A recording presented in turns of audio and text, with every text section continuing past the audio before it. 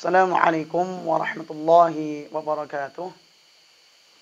Para pecinta Al-Quran yang dimuliakan oleh Allah Subhanahu wa Ta'ala, salah satu faktor yang sangat penting di dalam mempelajari Al-Quran, baik itu membacanya, menghafalnya, atau memahaminya, adalah kesabaran.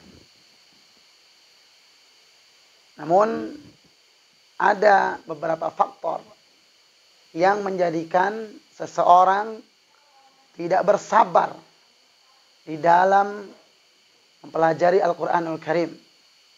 Baik itu memperbaiki bacaan, menghafal, atau memahaminya.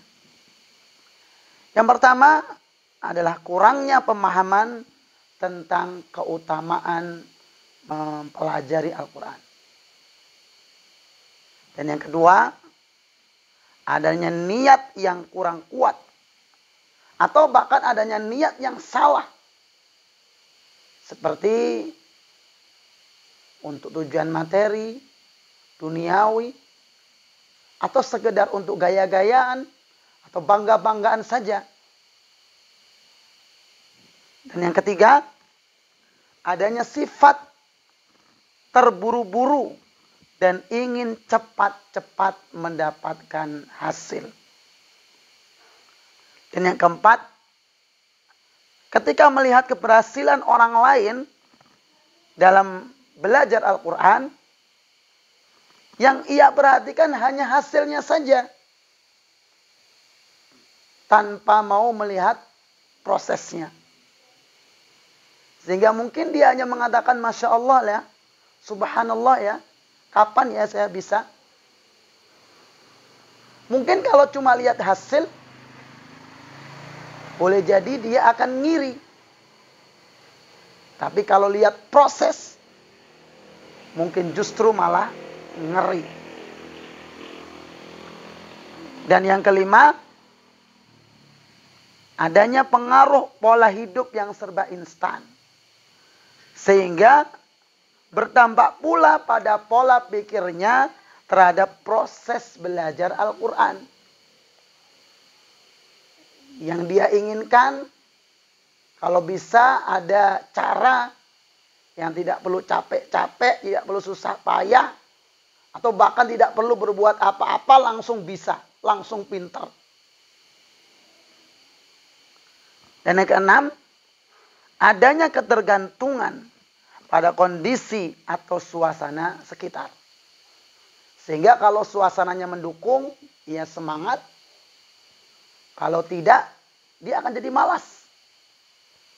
Dan saat dia malas, ujung-ujungnya disalahkan kondisinya, suasananya. Dan yang ketujuh adalah sifat menyepelekan pelanggaran atau keteledoran. Lalu mencari alasan-alasan pembenaran.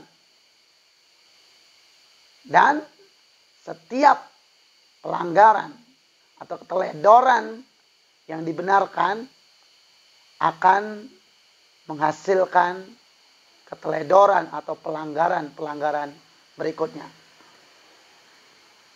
Dan yang kedelapan, membayangkan kondisi yang serba ideal atau yang mudah-mudah saja. Sehingga ketika mengalami sedikit hambatan saja atau mengalami kondisi yang tidak ideal, maka ia mudah putus asa, mudah berhenti tengah jalan. Sebagaimana ilustrasi di samping ini, kondisi di atas adalah mungkin yang dibayangkan. Tapi yang di bawah adalah fakta atau realita di lapangan. Kalau seseorang membayangkan kondisi yang di atas, jalan itu mulus saja, biasanya ketika mengalami sedikit hambatan saja, dia akan merasa menjadi orang yang paling menderita sedunia.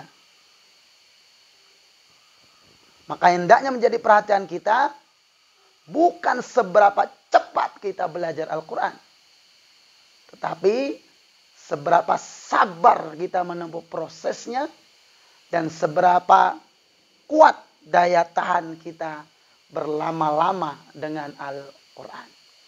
Semoga bermanfaat. Wassalamualaikum warahmatullahi wabarakatuh.